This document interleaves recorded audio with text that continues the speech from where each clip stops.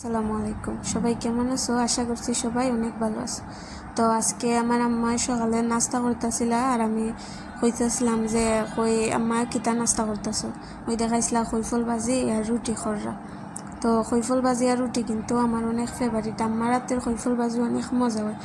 তো আমি কইতে তুমি করো তে কই রইরা আমি দেখাইলাম যে শেষ রুটি করা আর ওই খৈফল ভাজি কালারটা কিন্তু সুন্দর হয়েছিল। আর রুটি কেন আমি দেখাইতেছিলাম কয়টা করছেন। তো আমি কইছিলাম যে আমারে দিলাও তালের মাঝে, প্লেটের মাঝে। আমরা কিন্তু তাল কই। তো প্লেটের মাঝে আমারে দিছুই, দেওয়ার পরে আমি কই কই খৈফল ভাজিটা দেখতেই আমার খাওয়ার ইচ্ছা জাগতাছে। আমি আর তোর সইতাছে না, ওই আমি খানি শুরু করে লিছি।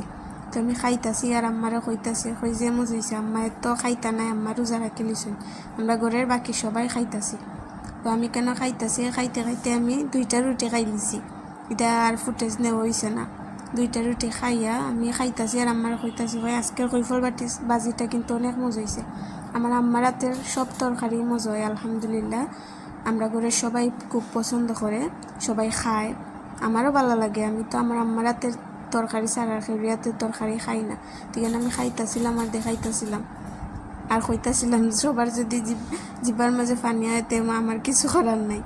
তো বন্ধুরা, সবার যদি ভিডিওটা ভালো লাগে একটা সাবস্ক্রাইব করতে ভুললো না, লাইক দিতে ভুললো না প্লিজ।